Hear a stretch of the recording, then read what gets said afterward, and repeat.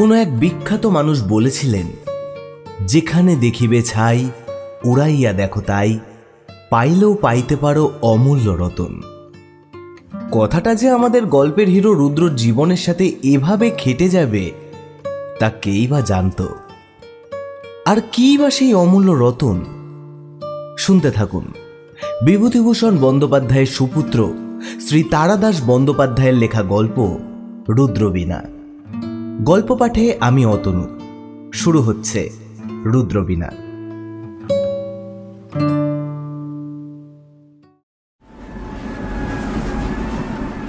রুদ্র সচরাচর ট্রামে চড়ে না। এত ধীর গতি কোনো যান তার মেজাজের সঙ্গে খাপ খায় না একেবারে। কিন্তু আজ ও সামনে একটা মোটামুটি খালি ট্রাম দেখে লাফিয়ে পাদানিতে উঠে পড়ল। দুপুরে এ সময় ট্রাম এমনিতেই কিছুটা ফাঁকা থাকে। রুদ্র দুসারি সিটের মধ্যে গিয়ে সামনের দিকে এগোতে এগোতে দেখল কাঁচা পাকা চুলওয়ালা এক পৌর ভদ্রলোক নামবার জন্য উঠে দাঁড়িয়েছেন। তার সামনে আর কেউ নেই। রুদ্র বসবার জন্য এগিয়ে গেল। কাঁধে শান্তিনিকেতনের ঝোলা ব্যাগ হাত দিয়ে সামলে ভদ্রলোক একটু দেখি ভাই বলে দরজার দিকে এগিয়ে গেলেন। রুদ্র বসল। রুদ্র যাবে হাতিবাগানে পিসিমার বাড়ি। অনেকদিন বাদে কলকাতায় ট্রামে বাসে বসতে পেলে সকলেরই আনন্দ হয়। রুদ্র ট্রাম যাত্রা ভালো করে উপভোগ করবার জন্য নড়ে চড়ে জমিয়ে বসল। তার ডান দিকে একজন শিঙিরে চেহারার লোক জানলার বাইরে বিমর্ষ দৃষ্টিতে তাকিয়ে। লোকটার জামার কলারের কাছে ময়লা জমে আছে। মুখের ভাব দেখলে মনে হয় কলিকের ব্যথা উঠেছে। একটা মাঝারি সাইজের ব্রাউন পেপারে প্যাক করা পুলিন্দা সিটের উপর রেখেছে লোকটা, যার জন্য রুদ্রর বসতে অসুবিধা হচ্ছে। কিন্তু রুদ্র কিছু বলবার আগেই শিঙিরে লোকটাও উঠে পড়ল। রুদ্র দেখল সিটে ব্রাউন পেপারের মোড়কটা পড়েই রয়েছে। সে ডেকে বলল, আপনার জিনিসটা পড়ে রইল এই যে এখানে। লোকটা অবাক হয়ে ফিরে তাকিয়ে বলল, আমাকে বলছেন কি? রুদ্র হাতে করে প্যাকেটটা বাড়িয়ে ধরল। এটা নিয়ে গেলেন না? ওটা? কিন্তু ওটা তো আমার নয়, অন্য কারোর হবে। আর কোনো উৎসুক্য না দেখিয়ে লোকটা নেমে গেল। রুদ্র হাতের প্যাকেটটার দিকে তাকিয়ে দেখল। রামকৃষ্ণ কথামৃতের মতো সাইজ, খুব একটা ভারী নয়। ভেতরে শক্ত কৌটো মতো কিছু আছে বলে মনে হয়। প্যাকেটটা কে ফেলে গেল? সম্ভবত সেই কাঁচা পাকা চুলওয়ালা ভদ্রলোক। এটা নিয়ে সে কি করে এখন? কন্ডাক্টরকে ডেকে ট্রাম কোম্পানিতে জমা দিয়ে দেবে? না, তাহলে আসল মালিকের কাছে কোনোদিনও পৌঁছাবে কিনা কে জানে। তার চেয়ে এটা তার কাছেই থাক, বাড়ি ফিরে খুলে দেখা যাবে।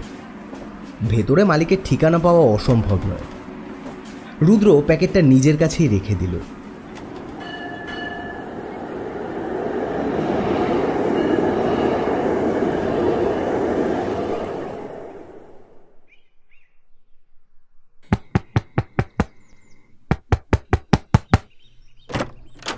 কড়া নাড়তে দরজা খুলে দিল পিস্তুত বোন টিকলু। উমা, রুদ্র দাদা এসেছে। মা সকাল থেকেই বলছিলেন আজ তুমি একবার নিশ্চয়ই আসবে। এসো এসো, ভিতরে এসো। পিসে মশাই ইজি চেয়ারে বসে চামড়ায় বাঁধানো পুরনো প্রবাসী পড়ছিলেন। রুদ্রকে দেখে চশমা হাতে নিয়ে বললেন, তুমি কালই যাচ্ছ তাহলে? হ্যাঁ পিসে মশাই, সকালে একটা নতুন গাড়ি হয়েছে, কাঞ্চনজঙ্ঘা এক্সপ্রেস, সেইটাই যাব। জয়েন করছো কবে? গিয়েই করবার ইচ্ছে আছে। ওরা লিখেছে যত তাড়াতাড়ি সম্ভব রিপোর্ট করতে, কোনো নির্দিষ্ট তারিখ দেয়নি। তা না দিক, তুমি গিয়েই পরদিন সকালে জয়েন করবে। এসবের ওপর অনেক সময় আবার প্রমোশন নির্ভর করে তো। আমি বেলা 1টায় জীবনে প্রথম চাকরিতে যোগ দিই, ফলে যে বেটা ফোরনুনে জয়েন করেছিল তার আগে প্রমোশন হয়। সিনিয়রিটিতে পিছিয়ে গিয়ে প্রমোশনের জন্য আমাকে 2.5 বছর বসে থাকতে হয়েছিল। এসব কথার ঠিক কোনো উত্তর হয় না। রুদ্র সদুপদেশ পেয়ে খুশি হয়েছে এমন মুখ করে দাঁড়িয়ে রইল।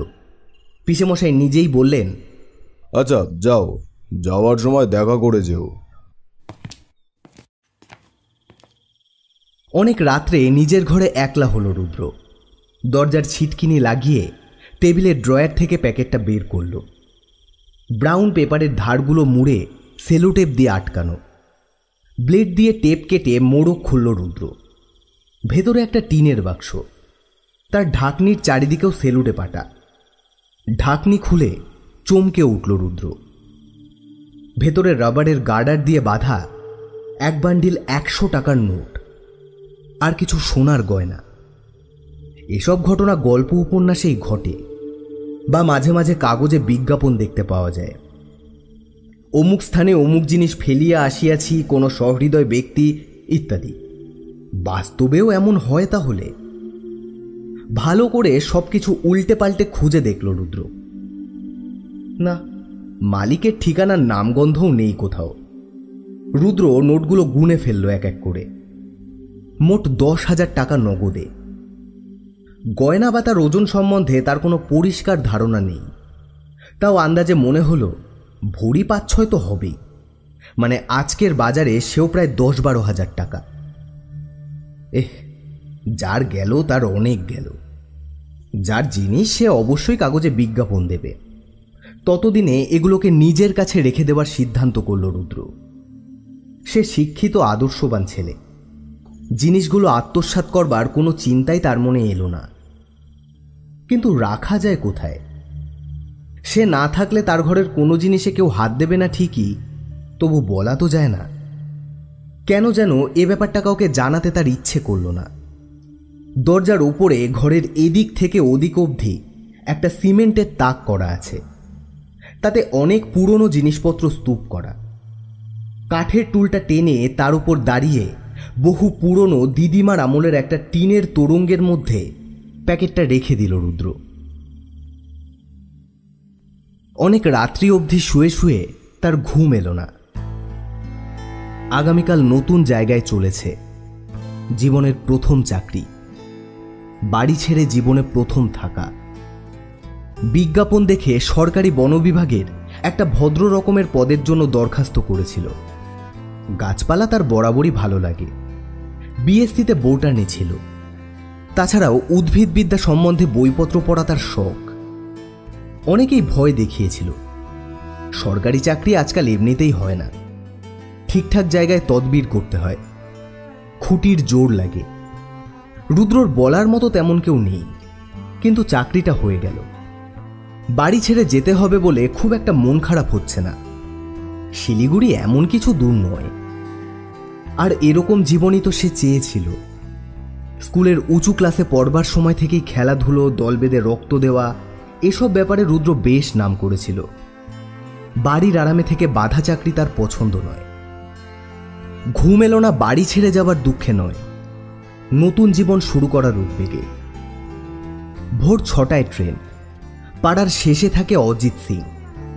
তার ট্যাক্সি আছে এবং সে ট্যাক্সি রাত্রে অজিত সিংয়ের বাড়ির সামনেই থাকে। তাকে আগে থেকে বলা ছিল, সেই পৌঁছে দিল হাওড়ায়। জানলার ধারে সিট পেয়েছে রুদ্র। জিনিসপত্র গুছিয়ে রেখে সে নেমে এক প্যাকেট সিগারেট আর গোটা 2 পত্রিকা কিনে নিল। বাক্সের ভেতর সে তার প্রিয় কিছু বই নিয়েছে, কিন্তু সেগুলো এখন বের করা যাবে না। তার উল্টো দিকে জানলার ধারে একটি অল্প বয়সী মেয়ে বসেছে। মেয়েদের সম্বন্ধে রুদ্র বিশেষ উৎসাহী নয়। কলেজে পড়ার সময় তার বন্ধুদের অনেকেরই একটি করে প্রেমিকা ছিল। অনেকেই চিঠি লিখত এবং পেত। রুদ্রর কখনো তেমন কোনো সুযোগ হয়নি। মেয়েদের সামনে সে খুব লাজুকি বটে।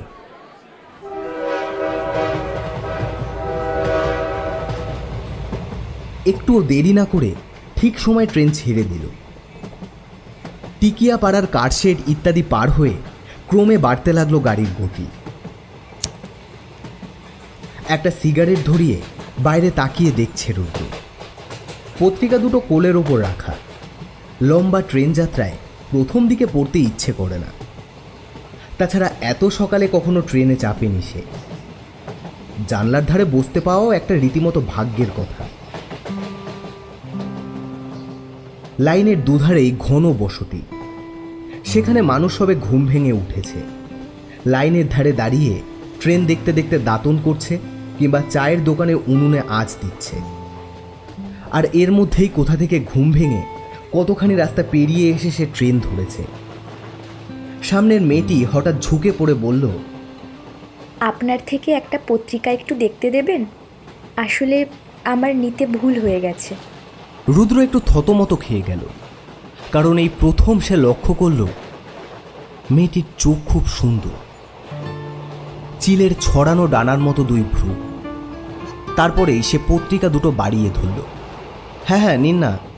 পত্রিকা বেছে নিয়ে মেয়েটি হেসে বলল, কিছু করবার না থাকলে বসে থাকা খুব মুশকিল না? এই ট্রেন তো আবার বর্ধমানে থামে না, নইলে বর্ধমান থেকে একটা কিছু কিনে নিতাম। না না, কোনো অসুবিধা নেই। এই দুটো পড়তে পড়তেই তো। আপনি কোথায় যাবেন? একেবারে শেষ স্টেশন, নিউ জলপাইগুড়ি। আপনি? আমিও তাই। রুদ্র লক্ষ্য করল মেয়েটি সে নিউ জলপাইগুড়ি যাবে শুনে মনে মনে খুশি হয়েছে। তার খুব ইচ্ছে হলো, বলে, বেশ ভালো হলো, দুজনে গল্প করতে করতে যাওয়া যাবে। কিন্তু মুখে বলল, জানলার ধারে জায়গা পেলে কিন্তু বই পড়তে ইচ্ছে করে না, দেখতে দেখতে যেতে বেশ ভালোই লাগে। মেয়েটি হাসল। তা লাগে, কিন্তু এই পথে আমি অনেকবার গিয়েছি তো, সেই জন্য আর কি। আপনি বুঝি প্রায় এই পথে যান? হ্যাঁ, আমার আত্মীয়ের বাড়ি যাই। কাঞ্চনজঙ্ঘা এক্সপ্রেসের প্রথম স্টপেজ বোলপুর। গাড়ি যখন বর্ধমান স্টেশনের প্ল্যাটফর্ম পার হচ্ছে, রুদ্র বলল, জানেন, আমি এই প্রথম এমন গাড়ি চললাম যেটা বর্ধমানে থামে না। থামলে আমি একটা পত্রিকা কিনতাম। আর আমি সীতাভোগ। দুজনেই হেসে উঠল। রুদ্রর বেশ ভালো লাগলো মেয়েটিকে। বেশিরভাগ বাঙালি মধ্যবিত্ত ঘরের মেয়েই নিতান্ত আড়ষ্ট, কথাও বলা যায় না। এই মেয়েটির সহজ সাবলীল ভঙ্গি, অনাড়ষ্ট ব্যবহার তাকে মুগ্ধ করল।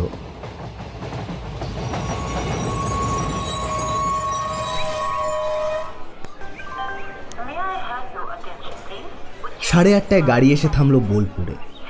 স্টেশনের বাইরে গাছপালার ফাঁকে ফাঁকে আকাশ আবহাওয়ায় এখনো সকালের আমেজ। হাঁটু অবধি ধুলো নিয়ে কিছু গ্রাম্য মানুষ প্ল্যাটফর্মে বসে আছে সাহেবগঞ্জ লোকাল ধরবার জন্য। গলায় ফিতে দিয়ে কাঠের ট্রে ঝুলিয়ে টিং টিং করে ঘন্টা বাজিয়ে একটা লোক ঝুড়ি ভাজা বিক্রি করছে। এত সকালে কারা ঝুড়ি ভাজা খায়? মেয়েটি বলল, আপনাকে একটু কষ্ট দেব? আমার একটা কাজ করে দেবেন? এই বোতলটায় করে একটু জল এনে দেবেন স্টেশনের কল থেকে। বোতল হাতে রুদ্র ট্রেন থেকে নামল। নেমে খুশি হলো। বিজ্ঞানের ছাত্র হলেও রবীন্দ্রনাথের পরম ভক্ত। রাত্রে ঘুমোবার আগে মাঝে মাঝেই শতবার্ষিকীর বছরে প্রকাশিত গীতাঞ্জলির পকেট এডিশনটা পড়ে। বোলপুরের মাটিতে পা দিতে পারা একটা বিশেষ সৌভাগ্য।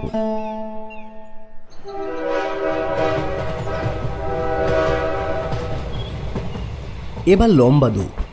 ট্রেন থামবে একেবারে মালদায় গিয়ে। এই 3 ঘন্টায় রুদ্র জেনে ফেলল মেয়েটির নাম বীণা, থাকে পটুয়াটোলা লেনে। গত বছর বিএ পাশ করেছে, মানে রুদ্রর চেয়ে বছর 4 জুনিয়র। বীণা জেনে ফেলল রুদ্র জীবনে প্রথম চাকরি নিয়ে চলেছে বাড়ি ছেড়ে।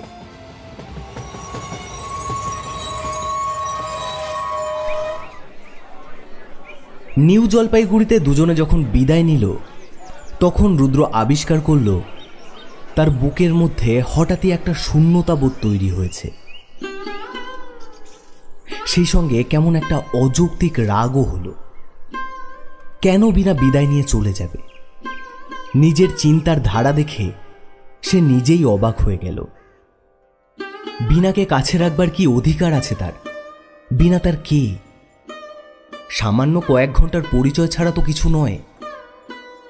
তাহলে কি সে? কিন্তু এত অল্প সময় কি তা হয়? এরপর অটোরিকশায় সুটকেস আর হোলডল ওঠাতে ওঠাতে রুদ্রর খেয়াল হলো সে বীণার ঠিকানা জেনে নেয়নি, না কলকাতার না এখানকার। এমন ভুলও মানুষ করে। কলকাতার রাস্তার নামটা জানা হয়েছে বটে, কিন্তু সমস্ত পটুয়াতোলা লেন ধরে তো আর বীণা বীণা বলে হেঁকে ফেরা যায় না। প্রথমটাই খুব খারাপ লাগলেও পরে রুদ্রর মনে একটা অদ্ভুত বিশ্বাস জন্মালো। তার মনে হলো নিশ্চয়ই বীণার সঙ্গে আবার দেখা হবে। হবেই, কেউ আটকাতে পারবে না। তাদের দুজনের হারিয়ে যাবার পক্ষে এই পৃথিবীটা খুবই ছোট জায়গা।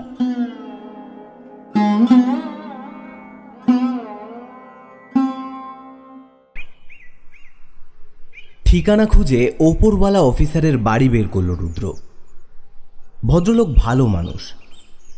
এক ধরনের মানুষ থাকে যারা কিছুতেই ভুলতে পারে না তারা উঁচু পদে চাকরি করেন। ইনি সেরকম নন। রুদ্রকে বাংলোর বারান্দায় বেতের চেয়ারে বসিয়ে চা জলখাবার খাওয়ালেন। বললেন, আপনাকে দেখে ভাই আমার চাকরি জীবনের প্রথম দিনটার কথা মনে পড়ছে। ইস, কি উৎসাহ তখন বুকে, যেন সারা পৃথিবীটাই জয় করে নিতে চলেছি। রুদ্র বলল, কেন, এখন কি অন্যরকম মনে হচ্ছে? ভদ্রলোক একটু কি ভাবলেন, তারপর বললেন, না, এখনো পৃথিবী ভালোই লাগে। তা বলে ভাববেন না সারাটা জীবন নিতান্তই আরামে কাটিয়েছি। অনেক পিটফলস গেছে ভাই, অনেক ট্রাভেল। তবে বলতে হবে যে মোটের উপর বাঁচতে ভালোই লেগেছে। আসলে ও কথাটা বললাম এই কারণে যে এখন রক্তের জোর গিয়েছে কমে। পৃথিবী জয় করার ইচ্ছেও আর নেই, সাধ্যও আর নেই। জোরে লাফ দিতে কোমর ঝনঝন করে ওঠে। শুধু ইচ্ছের স্মৃতিটুকু রয়ে গেছে। যাক, অনেক সেন্টিমেন্টাল কথা বলে ফেললাম। আপনার জন্য একটা ছোট কোয়ার্টার অ্যালার্ট করা আছে। চলুন ড্রাইভারকে বলে দিই কোথায় যেতে হবে। কাল সকালে আমার অফিসে গিয়ে জয়নিং রিপোর্ট দিয়ে দেবেন কোন। কোয়ার্টার পছন্দ হলো রুদ্রর। ডাকাডাকি করতে আউট হাউস থেকে বেরিয়ে এলো এক অদ্ভুত জীব। পরনে তার জীর্ণ খাকি হাফ প্যান্ট। বয়স বছর 50-52। গালে 4-5 দিনের না কামানো খোঁচা খোঁচা দাড়ি, পাকশিটে মারা চেহারা, মুখে বিকশিত অমায়িক হাসি। সে রুদ্রকে দেখেই খটাস করে সেলুট করে বলল, নতুন রেঞ্জার বাবু না? অধীনের নাম রংলাল, আপনার চাকর। ঘরদোর সাফ করা, রান্নাবান্না, ফায়ার ফরমাইজ খাটা সব করে দেবো হুজুর। আমার শরীরটা একটু দেখছেন বটে, কিন্তু কাজ আমার গায়ে লাগে না, হাতে হাতে করে ফেলবো। পাজি লোকেরা আমাকে দেখতে পারে না, তারা আমার নামে আপনাকে নানান রকম কথা বলবে, তাতে একদম কান দেবেন না হুজুর। সত্যি কথা বলতে কি, মাইনে পাবার দিন যা একটু গায়ের ব্যথা মারার ওষুধ খাই, আর সারা মাস ছুঁইও না। এই কি হুজুরের সব মালপত্র? আপনি বারান্দায় উঠে আসুন, আমি সব তুলে দিচ্ছি। আজ হোটেল থেকে খাবার এনে দেবো খন, কাল থেকে আমিই রাখবো। রুদ্রর হাসি পেল। লোকটা সরল, একটু বেশি বকে বটে, কিন্তু যারা বেশি কথা বলে তারা মানুষ ভালো হয়। এটা রুদ্র ব্যক্তিগত অভিজ্ঞতা থেকে জানে। এদিনও রাত্রে অনেকক্ষণ ঘুম এলো না রুদ্রর। অচেনা জায়গা, বিদেশে প্রথম একা রাত্রিবাস, পথের কষ্ট, তাছাড়া ভাসমান চিলের ছড়ানো ডানার মতো কার দুই ভ্রু, কার যেন সুন্দর দুই চোখের স্মৃতি না পাওয়ার মাদকতায় বেদনার সঙ্গে মিশ্রিত হয়ে অনেক রাত অবধি তাকে জাগিয়ে রাখল। জানলার বাইরে দিগন্তে ঝুঁকে পড়েছে কালপুরুষ। অগ্নিময় টিকার মতো জ্বলছে লুব্ধক। সেই কেবল একা জাগে।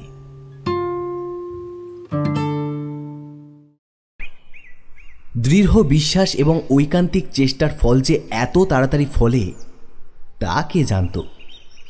পরের দিন একটা মজার ঘটনা ঘটল। বেলা 10:30টায় সে গিয়ে ডিএফওর অফিসে রিপোর্ট করল। ভদ্রলোক বললেন, এই যে সময় মতন এসে গিয়েছেন দেখছি। একটা জয়নিং রিপোর্ট হাতে লিখে দিন আমাকে, তারপর আমার জিপটা নিয়ে একবার বেরিয়ে পড়ুন। কাছাকাছি আমাদের যে অ্যাফরেস্টেশন হয়েছে চিনে আসুন, ড্রাইভার সব দেখিয়ে দেবে। চাকরিতে ঢোকার 1 ঘন্টার মধ্যে রুদ্রর সক্রিয় জীবন শুরু হয়ে গেল। জিপে করে ন্যাশনাল হাইওয়ে দিয়ে যেতে যেতে হঠাৎ খুব ভালো লাগতে শুরু করল রুদ্র। হ্যাঁ, ঠিক এই জীবনটাই সে চেয়েছিল। ডাইনে একদিকের আকাশ আড়াল করে দেওয়ালের মতো দাঁড়িয়ে হিমালয়, রাস্তার দুদিকে অজস্র সোদালি আর কৃষ্ণচূড়া গাছ, মাঝে মাঝেই চা বাগান। বাতাসে যেন কিসের উদ্দীপনা আর আশ্বাস। রুদ্র জিজ্ঞেস করল, আমরা এখন কোথায় যাচ্ছি? ড্রাইভার ভদ্রলোক বললেন, আমরা একটু এগিয়ে ডান দিকে দার্জিলিং যাওয়ার পথে বেঁকে শুকনা ফরেস্টের দিকে যাব স্যার। তবে শুকনা অবধি যাব না, তার আগে বাঁদিকে আমাদের ডিপার্টমেন্ট নতুন বন বসিয়েছে, সেইটা দেখে আপনাকে বাগডোগরার দিকে নিয়ে যাব। শুকনা অবধি যাব না কেন? শুকনা যাওয়ার পথে একটা ছোট্ট নালার উপরে ব্রিজ ভেঙে গেছে স্যার, মেরামত চলছে, 4-5 দিন পরে যাওয়া যাবে। দার্জিলিং যাবার ন্যারোগেজ রেল লাইনের ধারেই বন। কিছু ইউক্যালিপটাস বসানো হয়েছে, আর আছে শাল, সেগুন। বছর 2-3 আগে বসানো তরুণ গাছ বেশ ধরে গিয়েছে মাটিতে। গাড়ি থেকে নেমে বনের মধ্যে পা চালিয়ে ঘুরে এলো রুদ্র। এ গাছেরা এখনো অরণ্যের রূপ পায়নি। বনস্পতির পত্রজালে রোদ্দুর বাধা পেয়ে বনভূমিতে যে ছায়ানিবিড় নিভৃতি রচনা করে, সে মায়াজাল তৈরি হতে এখনো দেরি আছে। জিপে ফিরে এসে রুদ্র বলল, চলুন ভাই, যাওয়া যাক। ড্রাইভার ভদ্রলোক সিগারেট খাচ্ছিলেন। রুদ্রকে আসতে দেখেই ফেলে দিলেন। রুদ্রর খুব মজা লাগলো। এই অভিজ্ঞতা তার একেবারেই নতুন। আজ তাকে দেখে কেউ সিগারেট লুকোচ্ছে, আর গতকাল অবধি না, সরকারি চাকরির সুখ আছে বটে। গাড়ি স্টার্ট দিতে রুদ্র বলল, বাগডোগরা? স্যার, ঠিক বাগডোগরা না, বাগডোগরার পথে মাটিগাড়া বাজারের আগে ডানে পড়বে নর্থ বেঙ্গল ইউনিভার্সিটি। সেটা দেখিয়ে আপনাকে আজ ফিরিয়ে নিয়ে যাব, নইলে দুপুরে খেতে দেরি হয়ে যাবে। নর্থ বেঙ্গল ইউনিভার্সিটি ক্যাম্পাস খুব ভালো লাগলো রুদ্রর। বিশাল অঞ্চল জুড়ে ছড়ানো ছিটানো বিশ্ববিদ্যালয়ের বিভিন্ন বিভাগের বাড়িগুলো, সুন্দর ঝকঝকে পিচের রাস্তা, রাস্তার পাশে সারি সারি নানা জাতের গাছ।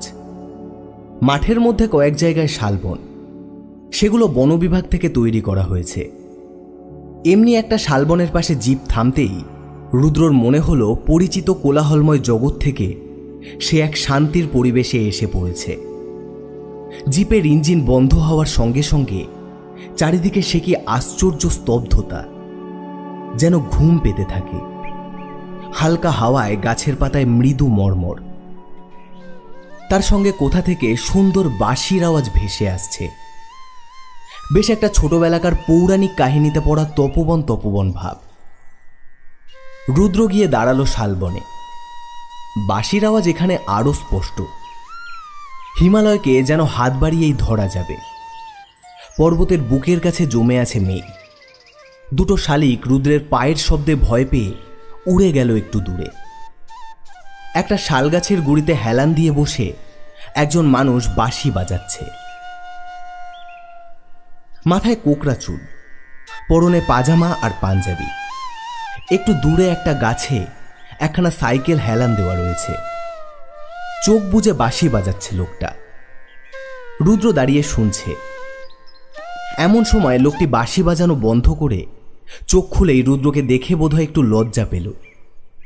উঠে দাঁড়িয়ে লজ্জিত মুখে পাজামা থেকে ধুলো ঝাড়তে ঝাড়তে সাইকেল নেওয়ার জন্য এগোলো। অপ্রস্তুত হয়ে রুদ্র বলল, বেশ বাজাচ্ছিলেন, আমি এসে সব গোলমাল করে দিলাম না? লোকটি ফিরে তাকিয়ে হেসে বলল, না না, আমার এমনিতেই বাড়ি ফেরবার সময় হয়েছে। আপনাকে মনে হচ্ছে আগে কখনো দেখিনি। এখানে নতুন বোধ হয়, তাই না? এই জায়গা সবাইকেই মোটামুটি চিনি। আমি ফরেস্ট ডিপার্টমেন্টে চাকরি পেয়ে এসেছি, কলকাতায় বাড়ি। ও তাই? আমারও বাড়ি কলকাতায়, আমি এখানে চাকরি করি। আমার কোয়ার্টার কাছেই। আসুন না, এক কাপ চা খেয়ে যাবেন। গল্প করার লোকের আমাদের বড় অভাব। একেবারে প্রথম আলাপেই চা খাবার নিমন্ত্রণ। আমি চা মানে এখন চা? আরে every time is tea time, চলে আসুন।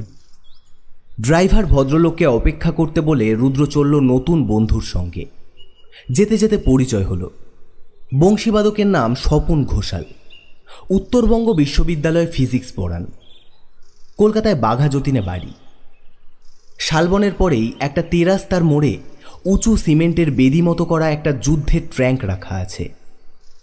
বর্তমানে নানা লতাপাতা গজিয়ে উঠে ট্র্যাঙ্কটাকে আষ্টে পৃষ্ঠে বেঁধেছে। এর থেকে কয়েক পা এগিয়েই স্বপনবাবুর বাড়ি। বসবার ঘরে একটা ছেলে মানুষ চেহারার লোক বসেছিল। অযত্ন বিন্যস্ত চুল, উজ্জ্বল চোখ। রুদ্ররা ঘরে ঢুকতেই সে বলে উঠল, এই যে স্বপনদা, এতক্ষণ ছিলেন কোথায়? আমি কখন থেকে এসে বসে আছি। মুলতানের গদটা কিন্তু আজ দেখিয়ে দিতে হবে। আচ্ছা, হবে হবে, এইসব আলাপ করিয়ে দিই। এ হচ্ছে পিনাকি চক্রবর্তী, আমাদের এখানে ইকোনমিক্স পড়ায়। আর ইনি রুদ্র সান্যাল। ও আচ্ছা আচ্ছা, চাকরি নিয়ে সবে কলকাতা থেকে এসছে। নমস্কার। রুদ্রর বেশ ভালো লাগছিল এদের অকপট বন্ধুত্ব। কিছু মানুষ আছে যাদের কাছে থাকলেই মন ভালো হয়ে যেতে থাকে। এরা সেই ধরনের মানুষ। স্বপনবাবুর স্ত্রী সোনালি আর ছেলে চুমকার সঙ্গেও আলাপ হলো। বস্তুত মিনিট 10 পরে রুদ্র এমনভাবে সবার সঙ্গে গল্প করছিল যেন এদের সঙ্গে তার কতদিনের চেনা। গল্পের মধ্যেই যে মেয়েটি পর্দা সরিয়ে চায়ের ট্রে হাতে ঘরে এসে ঢুকল, তাকে দেখে রুদ্রর হৃৎপিণ্ড লাফিয়ে উঠল গলার কাছে।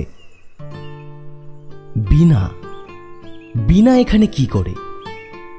সে তো জানতই বীণাকে লুকিয়ে রাখার পক্ষে পৃথিবীর যথেষ্ট বড় জায়গা নয়। বীণাও ততক্ষণে তাকে দেখতে পেয়েছে। এ কি, আপনি এখানে? রুদ্রর গলার কাছে কি একটা আটকাচ্ছে, সে কথা বলতে পারছে না। সোনালি অবাক হয়ে ওদের দিকে তাকিয়ে। স্বপনবাবু বললেন, কি হে, তোমাদের কি আগে থেকেই আলাপ আছে নাকি? অবাক ব্যাপার তো। বীণা বলল, হ্যাঁ, আমরা গতকাল একই ট্রেনে এসেছি। কি মজা বলুন, আবার দেখা হয়ে গেল। হ্যাঁ হ্যাঁ, মানে ইয়ে। রুদ্র কি যেন বলতে গেল, কিন্তু গলার কাছে সেই ব্যাপারটা আটকে আছে। কতগুলো অসংলগ্ন শব্দ হলো মাত্র। এরপর চা খাওয়া হলো, পিনাকি চক্রবর্তীর গান হলো, বীণা যে সোনালী বৌদির জ্যাঠতুতো বোন তা জানা হলো। সমস্তক্ষণ রুদ্র মাথা নিচু করে বসে রইল। এর আগে অবধি তত না, আজ দেখা হওয়ার পর সে বুঝতে পেরেছে যে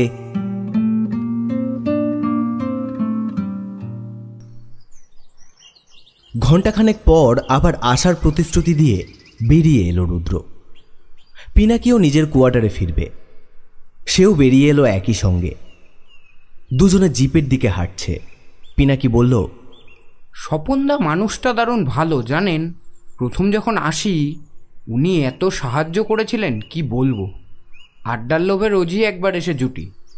আজ আমার আর স্বপনদার অফ ডে, তাই দুপুরেই আড্ডা হলো। কাল বিকেলে কি আপনি ফ্রি আছেন? রুদ্র হাসল। আমি তো নতুন এসেছি, কাউকে চিনি না।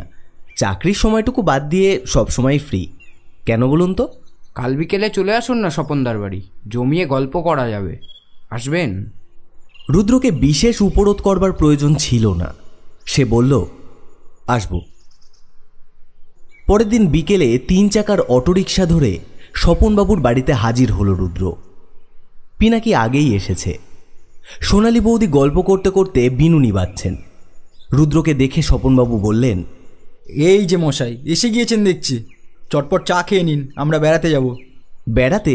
কোথায়? সেরকম কিছু না, ওই ক্যাম্পাসের মধ্যেই একটু হেঁটে বেড়াবো। কিন্তু কার্যকালে কি একটা কারণে সোনালী বৌদি বাড়িতে রয়ে গেলেন। স্বপন ঘোষাল হেসে বললেন, ভালোই হলো, আজ শালিকে নিয়ে বেরিয়ে আসি। তুমি না হয় আমাদের জন্য লুচি আর বেগুন ভাজা করে রেখো, আমরা ঘণ্টাখানেকের মধ্যেই ফিরব। চলো বিনা। এক একটা দিন যেন ভগবান নিজের হাতে গড়ে পাঠান। আজ কার মুখ দেখে উঠেছিল রুদ্র? পথে বেরিয়ে স্বপন ঘোষাল বললেন, ও হো, আমার তো তামাক ফুরিয়ে গিয়েছে। ভাই রুদ্র, তুমি বিনাকে নিয়ে একটু গল্প করতে করতে হেঁটে বেড়াও। আমি আর পিনাকি চট করে গিয়ে বাজার থেকে সিগারেটের তামাকটা কিনে নিয়ে আসি। তোমাদের তো আলাপ আছেই, কাজেই সংকোচের কারণ নেই। বিনা, তোমরা শালবনের ভিতরে কাঠের প্যাগোডার কাছে গিয়ে বসো, আমরা এগিয়ে গেলাম বলে।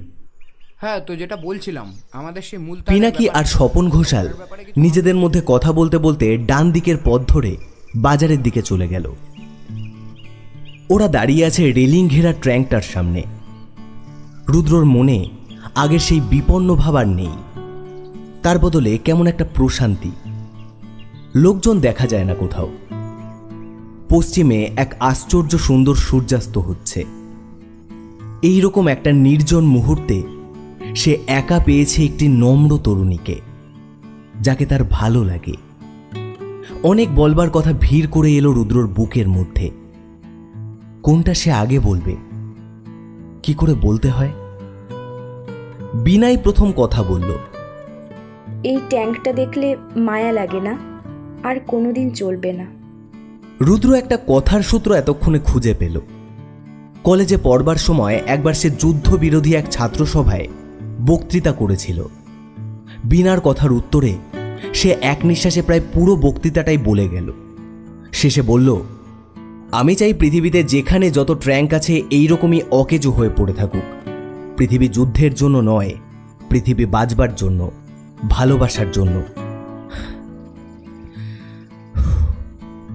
উত্তেজনায় পকেট থেকে রুমাল বের করে কপালের ঘাম মুছল রুদ্র। বিনা অবাক হয়ে তার দিকে তাকিয়েছিল। সে থামতে বলল, ও বাবা, আপনি তো দারুণ বক্তৃতা দেন। এটা কি এখনই বানিয়ে বললেন? রাজনীতি আর প্রেমের ক্ষেত্রে নাকি মিথ্যে বলতে দোষ হয় না। রুদ্র অম্লান বদনে বলল, না তো কি, বাড়ি থেকে মুখস্থ করে এসেছিলাম। আমি কি জানতাম এইখানে একটা ট্রাঙ্ক থাকবে আর আপনি সেইটার কথাই তুলবেন? আবার সেই শালবন। আগে রুদ্র ঠিক খেয়াল করেনি বনের মাঝখানে কাঠের তৈরি একটা প্যাগোডার মতো ব্যাপার আছে। বিনা বলল, এই জায়গায় ইউনিভার্সিটির কনভোকেশন হয় জানেন, তাছাড়া নানান রকম ফাংশনও হয়। এর আগের বার যখন এসেছিলাম এইখানে আমজাদ আলী খাঁ সাহেবের শরৎ শুনেছিলাম। আপনি বুঝি ক্লাসিক্যাল গান বাজনা খুব ভালোবাসেন? তা একটু একটু। কেন, আপনি বাসেন না? আমি বুঝতে পারি না যে। আমিও তো বুঝি না। আর গানের আবার বোঝাবুঝির কি আছে, ভালো লাগলেই হলো। ওরা কাঠের সিঁড়ি বেয়ে কাঠের বারান্দায় উঠে এলো। চারিদিকের শালের অরণ্যে বৈকালী নীরবতা। রুদ্র রুমাল দিয়ে সিঁড়ির ওপরের ধাপটা ঝেড়ে দিল। বসল দুজনে, সামান্য দূরত্ব রেখে একই দিকে তাকিয়ে। একটা শালপাতা উঁচু ডাল থেকে ঘুরতে ঘুরতে খসে পড়ল। গাছের ফাঁকে ফাঁকে হিমালয়ের নীল নির্জনতা। কত কথাই তো বলবার ছিল, কিছুই বলা হলো না। কিন্তু মন ভরে উঠল কানায় কানায়। একসময় খুব আস্তে আস্তে বিনা বলল, খুব সুন্দর কাটলো বিকেলটা। রুদ্র উত্তর দিল না। এই তরুণ বয়সে যখন সমস্ত জীবনটা সামনে বিস্তৃত রয়েছে রূপে রসে গন্ধে উপভোগ করে নেওয়ার জন্য, একমাত্র সেই আশীর্বাদপুত বয়সেই এরকম হতে পারে। এ মানসিকতা দৈনন্দিন জীবনের নীরস পুনরাবৃত্তিতে হারিয়ে যায়। তাহলে সব বুঝেছো তো? দূরে স্বপন ঘোষাল আর পিনাকির গলা শোনা যাচ্ছে। সন্ধ্যার ছায়া নামছে শালবনে।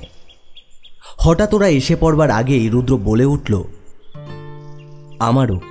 আমারও খুব ভালো লাগলো বিকেলটা, সত্যি বলছি।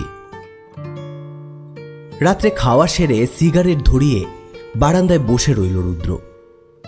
দূরে পাহাড়ের গায়ে ঝিকঝিক করছে তিনধরিয়া আর কার্শিয়াংয়ের আলো। কোয়ার্টারের হাতার ভেতরে কাঠবাদাম গাছে কি একটা রাত্রিচর পাখি ডানা ঝটপট করে উঠল। আউট হাউসে বেসুরো গলায় গান গাইছে রংলাল। বুকে যেন কিসের একটা অনির্দেশ্য ব্যথা, কিসের শূন্যতা বোধ। স্বপন ঘোষালের পরিবারের সঙ্গে রুদ্রের দ্রুত পরিচয় জমে উঠল। রবীন্দ্রনাথের ভাষায় সে এখন প্রায় চা খেতে এবং চা না খেতে স্বপনবাবুর বাড়ি যায়। বাইরের ঘরে আড্ডা জমে উঠে রাত হয়ে যায়। স্বপন ঘোষাল যে শুধু বাঁশি বাজান তা নয়, তিনি সেতার এবং সন্তুরও বাজিয়ে থাকেন। সবার অনুরোধে একদিন সন্তুর বাজিয়ে শোনালেন। রুদ্র সবাইকে নিমন্ত্রণ করে একদিন শুকনা ফরেস্টে বেড়াতে নিয়ে গেল। কিন্তু এতে কি হবে? বিনার ফেরার সময় এগিয়ে আসছে, আর বেশি দিন সে থাকবে না। আজও রুদ্র পরিষ্কার করে তাকে বলতে পারল না মনের কথা। হয়তো বিনা সবই বুঝতে পেরেছে, হয়তো কেন নিশ্চয়ই বুঝেছে। কিন্তু এসব কথা তো একদিন না একদিন মুখে ফুটে বলতেই হয়। এরপরেই দ্রুত পরম্পরায় এমন একটা ঘটনা ঘটে গেল যে আর কারো আলাদা করে কিছু বলবার প্রয়োজন থাকলো না। একদিন রুদ্র জিপ নিয়ে কি একটা কাজে শহরের বাইরে গিয়েছিল। কাজ ছেড়ে বিকেল নাগাদ ফিরছে, দেখল মেডিকেল কলেজের গেটের বাইরে দাঁড়িয়ে সিগারেট খাচ্ছে পিনাকি চক্রবর্তী। তার চেহারা বিপর্যস্ত, চুল উস্কো খুস্কো। তাড়াতাড়ি জিপ থেকে নেমে তার কাছে যেতেই রুদ্রকে দেখে সে যেন একটা বিষম দুর্ভাবনার হাত থেকে বাঁচল। উফ, আপনি এসে পড়েছেন, খুব ভালো হয়েছে। দেখুন দেখি কি কাণ্ড। কেন, কি হয়েছে? কারো অসুখ বিসুখ নাকি? বিনা হঠাৎ দুপুরবেলায় পা পিছলে পড়ে গিয়েছে বাথরুমে, খুব আহত হয়েছে। মাথার পেছনে কেটে গিয়ে অনেক রক্তপাত হয়েছে। এমনিতে ভয়ের কিছু ছিল না, 2 বোতল রক্ত দিলে অনেকটা সামলে যেত, কিন্তু রক্ত পাওয়া যাচ্ছে না। স্বপনদা একটা প্রাইভেট ব্লাড ব্যাংকে রক্তের খোঁজে গিয়েছেন। আপনি এসেছেন, অনেকটা রিলিফ লাগছে। একা একা খুব নার্ভাস লাগছিল। সমস্ত বিশ্ব সংসার যেন চারিদিকে নৃত্য করতে শুরু করেছে। রক্ত না পেলে বীণার জীবন বিপন্ন হবে। কেন রক্ত কেন পাওয়া যাচ্ছে না? রুদ্র বলল, রক্ত কেন পাওয়া যাচ্ছে না পিনাকি? রক্ত তো অনেক আছে, কিন্তু বীণার দরকার বি গ্রুপের নেগেটিভ রক্ত। সে রক্ত কোথাও পাওয়া যাচ্ছে না। অথচ মাথার মধ্যে বিদ্যুৎ খেলে গেল রুদ্রর। কলকাতায় বন্ধুদের নিয়ে দল বেঁধে সে বহুবার রক্তদান করেছে। ডাক্তার তাকে বলে দিয়েছিলেন তার রক্ত খুব রেয়ার গোষ্ঠীর। সে ইউনিভার্সাল ডোনার এবং তার রক্তে RH ফ্যাক্টর নেগেটিভ। তাহলে তো সে বলল, পিনাকি তুমি তাড়াতাড়ি আমাকে ডাক্তারের কাছে নিয়ে চলো, আমি বীণাকে রক্ত দেব। পিনাকি অবাক হয়ে বলল, আপনার ব্লাড গ্রুপ নেগেটিভ? হ্যাঁ। ঠিক জানেন? জানি। B group? না, ও গ্রুপ। আমি ইউনিভার্সাল ডোনার, সবাইকে রক্ত দিতে পারি। দাঁড়াও, আমার ওয়ালেটে ডাক্তারের সার্টিফাই করা কার্ডটাও বোধহয় আছে। এই যে, চলো ভেতরে গিয়ে দেখাই। লোহার উঁচু খাটে শুয়ে রুদ্রর ব্লাড প্রেশার দেখলেন ডাক্তারবাবু। রুদ্র বলল, যা রক্ত প্রয়োজন যতটা প্রয়োজন নিয়ে নিন। কিন্তু 250 ml এর বেশি তো নেওয়া হয় না। আমি বলছি আমার কিচ্ছু হবে না, আপনি নিতে পারেন। পাশে পিনাকি আর স্বপন ঘোষাল এসে দাঁড়িয়েছে। তাদের দিকে তাকিয়ে ডাক্তারবাবু বললেন, আপনাদের ডোনারের কথা শুনুন। তারপর রুদ্রকে খুব গোপন কথা জিজ্ঞাসা করার ভঙ্গিতে বললেন, পেশেন্ট কে হয় আপনার? হ্যাঁ? রুদ্র বলল, কিন্তু রক্ত না পেলে বীণার ক্রাইসিস কাটবে না। কাটবে, ভয় নেই। 1 বোতল প্লাজমা দেওয়া চলছে। প্রাইমারি শক তাতেই অনেকটা কেটে যাবে। তারপর আপনার রক্ত, তারপরেও প্রয়োজন হলে দেখা যাবে। স্বপন ঘোষাল বললেন, সময় পেলে কলকাতা থেকে প্লেনে আনতে পারি। মনে হয় দরকার হবে না। দরকার হলো না। সন্ধ্যের দিকে জ্ঞান ফিরে এলো বীণার। এই সমস্ত সময়টা ঠায় হাসপাতালের বারান্দায় কাঠের বেঞ্চিতে বসে একটার পর একটা সিগারেট খেয়ে গেল রুদ্র। রাত 8টা নাগাদ মিত্রন এসে বললেন, আপনারা আর কষ্ট করবেন না, আপনাদের পেশেন্ট ভালো আছে, যান বাড়ি যান। স্বপন ঘোষাল বললেন, আমরা কি একবার? না, আজ নয়, কাল সকালে এসে দেখবেন, ডাক্তারের নিষেধ। সারা রাত ঘুমোতে পারল না রুদ্র। যদি সে এখন বীণার কাছে বসে তার মাথায় হাত বুলিয়ে দিতে পারত। তিনধরিয়ার আলোগুলো জ্বলছে পাহাড়ের গায়ে। সেদিকে তাকিয়ে বসে থাকতে থাকতে হঠাৎই রুদ্রর চোখে জল এলো। কি রহস্যময় মানুষের সঙ্গে মানুষের সম্পর্কের এই গভীর দিকটা। কিছুদিন আগে অবধি বীণা কে ছিল তার? কি এসে যেত বীণার অসুখে? আর আজ তার জন্য রুদ্র রাত জেগে বসে আছে। এখন কটা বাজে? 11টা। ঠিক এখনই তার রক্ত ফোঁটা ফোঁটা করে মিশে যাচ্ছে বীণার শরীরে। বীণা ভালো হয়ে উঠুক, তার শরীর থেকে ঝরে যাক অসুখের বিষ। সে হেঁটে যাবে বলে পৃথিবীর ঘাস আরো সবুজ হয়ে উঠুক।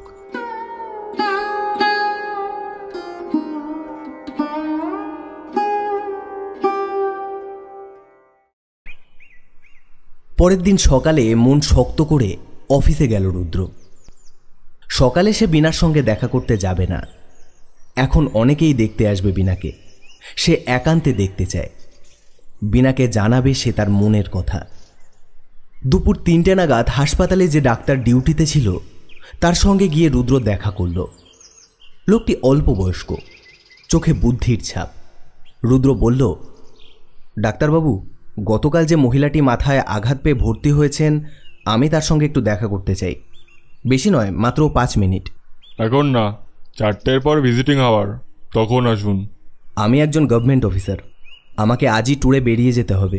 4টের পরে আমি আর সময় পাবো না, প্লিজ। ডাক্তার রুদ্রর দিকে তাকালেন, বললেন, পেশেন্টের সঙ্গে আপনার সম্বন্ধ? সামান্য ইতস্তত করে রুদ্র বলল, ওর সঙ্গে আমার বিয়ে হবার কথা আছে। আচ্ছা যান, মনে রাখবেন, ঠিক 5 মিনিট। সিস্টার, একে 12 নম্বর কেবিনে পৌঁছে দিন। ধবধবে সাদা বিছানায় চোখ বুজে শুয়ে আছে বীণা। রুদ্র গিয়ে সন্তর্পণে বিছানার পাশে রাখা চেয়ারে বসল। প্রায় সঙ্গে সঙ্গেই বীণার চোখ আস্তে আস্তে খুলে গেল। দুজনে চোখে চোখে তাকিয়ে রইল কিছুক্ষণ। মৃদু হাওয়ায় কাঁপছে জানলার পর্দা। বাইরে দিন গড়িয়ে যাচ্ছে দিনাবসানের দিকে। তারপর বীণা রুদ্রর দিকে তাকিয়ে হাসল। উত্তরে রুদ্র ব্যগ্র হয়ে ঝুঁকে পড়ে বলল, এখন একটু ভালো আছো বীণা?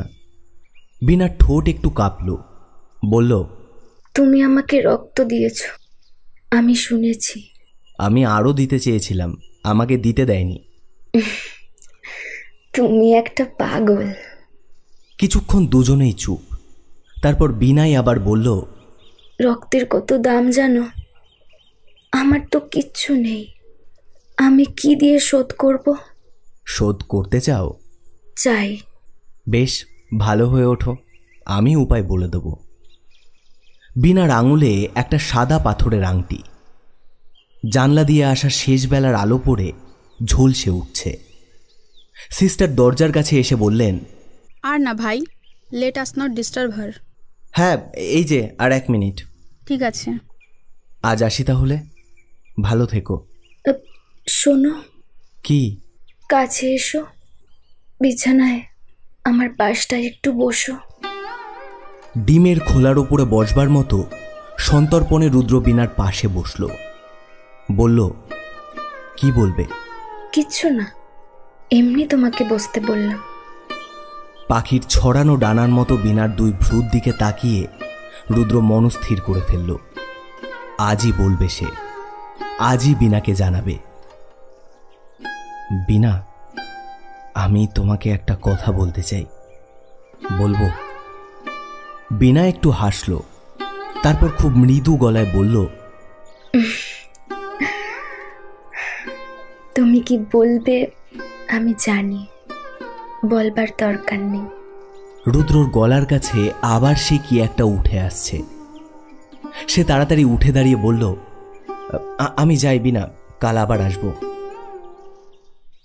ইমার্জেন্সি রুমের ছোকরা ডাক্তারটি চেয়ারে আর হয়ে বসে রিডার্স ডাইজেস্ট পড়ছে। তার সামনে দাঁড়িয়ে রুদ্র বলল, আমাকে মার্জনা করবেন। ডাক্তার অবাক হয়ে বলল, হ্যাঁ, সে কি মশাই, কেন? আমার কোথাও ট্যুরে যাবার নেই। 12 নম্বর কেবিনের পেশেন্টের সঙ্গে দেখা করার জন্য আপনাকে মিথ্যে কথা বলেছিলাম। জান, মাফ করলাম। আমিও সামনের মাসে বিয়ে করব, কাজেই মাফ করতে অসুবিধা হলো না।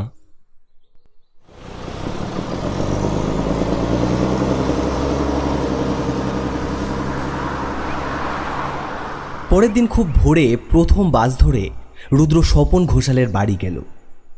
ডোরা কাটা পায়জামা পরে স্বপনবাবু বাগানের গাছ তদারক করছিলেন। রুদ্রকে দেখে বললেন, আরে এসো এসো, কি ব্যাপার এত সকাল সকাল? আপনার সঙ্গে একটা জরুরি কথা আছে স্বপনদা। রুদ্রর কথা বলার ভঙ্গিতে স্বপন ঘোষাল অবাক হয়ে তাকালেন। কি বলো তো, সিরিয়াস কিছু?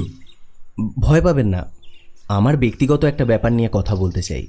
বেশ তো, ভিতরে এসো, চা খেতে খেতে কথা বলা যাবে। না স্বপনদা, বৌদির সামনে কথা হবে না। আপনি একটা জামা পরে আসুন, বাইরে কোথাও বসি, ফিরে এসে চা খাবোক্ষণ। স্বপন ঘোষালকে নিয়ে রুদ্র শালবনের মধ্যে সেই কাঠের প্যাগোডার সিঁড়ির ওপর এসে বসল। জায়গাটায় পবিত্রতার গন্ধ মাখা। স্বপনদা, আমি জীবনের একটা বড় পরিবর্তনের মুখোমুখি হয়েছি, সেই বিষয়ে আপনার সাহায্য চাই। কোনো লজ্জা না করে বলবো? সস্নেহে রুদ্রর কাঁধে হাত রেখে স্বপন ঘোষাল বললেন, বলো। আমি বীণাকে বিয়ে করতে চাই। 1 সেকেন্ড চুপ করে থেকে স্বপন ঘোষাল বললেন, আমি জানতাম, বুঝতেও পেরেছিলাম, কিন্তু রুদ্র তুমি তো বোঝো এর ভেতর বীণারও মতামতের প্রশ্ন আছে। বীণাও আমাকে, তারও আপত্তি নেই, আমি কাল জেনেছি। স্বপন ঘোষাল কি ভাবলেন, তারপর বললেন, রুদ্র তুমি শিক্ষিত ও ভদ্র, উপার্জনশীল, সব দিক থেকেই বীণার যোগ্য পাত্র, কিন্তু তোমাকে আরেকটা সিদ্ধান্ত এক্ষুনি নিতে হবে। তাহলে আমি চেষ্টা করতে পারি। কি সিদ্ধান্ত? এই বিয়েতে একমাত্র বীণাকেই তুমি পাবে, আর কোনো দিক থেকেই তুমি লাভবান হবে না। বীণার বাবার কিছুই দেওয়ার ক্ষমতা নেই, ছিল কিন্তু এখন নেই। রুদ্র আহত স্বরে বলল, এ কথা আমাকে বলতে পারলেন স্বপনদা? বীণাকে ছাড়া আমি আর কিছুই চাই না। একটা সিগারেট ধরালেন স্বপন ঘোষাল। তোমাকে একটা গোপন কথা বলি, শোনো, কেউ এ কথা জানে না এখনো। বীণার বিয়ের চেষ্টা চলছে আজ মাস কয়েক হলো। 2-1 জায়গায় অনেক দূর কথা হয়ে গিয়েছে। বিয়ের আগে কয়েকদিন আমার এখানে ঘুরে যাওয়ার জন্য বিনা এসেছে। ওর হাতে ওর বাবা মানে সোনালির জ্যাঠামশাই আমাকে একটা খামে বন্ধ চিঠি পাঠিয়েছে। তাতে একটা দুঃসংবাদ আছে। কি দুঃসংবাদ? বিনা এখানে আসার আগের দিন ওর বাবা বিয়ের জন্য গড়ানো কিছু গয়না আর ক্যাশ টাকা নিয়ে ব্যাংকের ভল্টে জমা দিতে যাচ্ছিলেন। উনি ভয়ানক ভুলো মনের লোক। ট্রামে গয়না আর টাকা শুদ্ধ প্যাকেটটা ফেলে আসেন। ভদ্রলোকের ক্ষতি স্বীকার করে নেওয়ার ক্ষমতা অসীম। কাউকে এখনো বলেননি এই কথা, কেবল আমাকে জানিয়েছেন। ফলে বিনার বিয়ে দেয়া কঠিন হয়ে পড়েছে। বিনাও জানে না চিঠিতে কী ছিল। শুনতে শুনতে রুদ্রর সমস্ত শরীর উত্তেজনায় কাঁপছিল। ট্রামে পাওয়া সেই ব্রাউন পেপারের প্যাকেটটা, কাঁচা পাকা চুলওয়ালা সেই প্রৌঢ় ভদ্রলোক যিনি কলেজ স্ট্রিটে নেমে যাওয়ায় রুদ্র বসতে পেরেছিল, তিনিই তাহলে বিনার বাবা। যতদূর দৃশ্যটা মনে পড়ছে, ভদ্রলোকের কাঁধে একটা শান্তিনিকেতনের ঝোলা ব্যাগ ছিল। প্যাকেটটা ব্যাগেই বা রাখেননি কেন? রুদ্রর মুখভাবের পরিবর্তন দেখে স্বপন ঘোষাল বললেন, ও কি, তোমার আবার কি হলো? হঠাৎ শরীর খারাপ লাগছে নাকি? স্বপনদা, বিনার বিয়ের কোনো অসুবিধা নেই, গয়না দিয়েই বিয়ে হবে। স্বপনবাবু আশ্চর্য হয়ে বললেন, কি বলছো? গয়না দিয়ে বিয়ে হবে মানে? কে দেবে? আমি দেব। তুমি দেবে? তার মানে বিনাকে তুমি ভালোবাসো বুঝলাম, কিন্তু নতুন চাকরি তুমিই বা পাবে কোথায়? স্বপনদা, হারিয়ে যাওয়া টাকা আর গয়না আমার কাছেই রয়েছে। ওই ট্রামে আমি ছিলাম, বিনার বাবা উঠে যেতে খালি সিটে আমিই বসে প্যাকেটটা পাই। আমাকে ঠিকানা দিন, কালই কলকাতায় গিয়ে জিনিসগুলো ফেরত দিয়ে আসছি।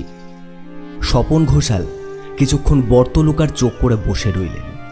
তারপর বললেন, আমি বিজ্ঞানের ছাত্র, দৈব টৈব মানি না, কিন্তু মাঝে মাঝে এমন সব ঘটনা ঘটে যার কোনো ব্যাখ্যাও পাওয়া যায় না। তোমার সঙ্গে বিনার বিয়েটা যেন ঠিক হয়েই ছিল। যাক, চলো তোমার সঙ্গে আমিও কলকাতায় যাই, বিয়ের দিন একেবারে পাকা করে ফিরব। স্নিগ্ধ সকালের শালবনে শুকনো পাতা মারিয়ে ওরা দুজন ফিরতে লাগল। তেমাথার মোড়ে লতা পাতায় ঘেরা ট্র্যাঙ্কটার পাশ দিয়ে আসবার সময় রুদ্র মনে মনে বলল,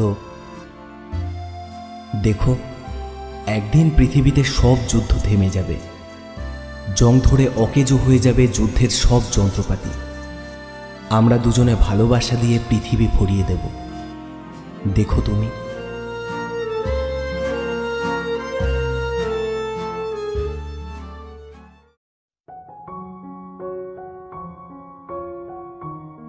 শুনলেন রুদ্রবীণা, রচনা তারাদাস বন্দ্যোপাধ্যায়। বীণার চরিত্রে রিক্তা, টিকলু দেবস্মিতা, ড্রাইভার শুভজিৎ, ওপরওয়ালা officer Amit, Pinaki Chakraborty Sarthak, Swapan Ghoshal Sayan, doctor Ritwik, matron Rimpa, sister Shreya এবং রুদ্র গল্পপাঠ ও অন্যান্য চরিত্রে আমি অতনু। শেষ হলো রুদ্রবীণা। আমরা আবার ফিরে আসব নতুন কোনো গল্প নিয়ে। ততক্ষণ ভালো থাকুন, সুস্থ থাকুন আর শুনতে থাকুন হরিবল উইকেন্ড।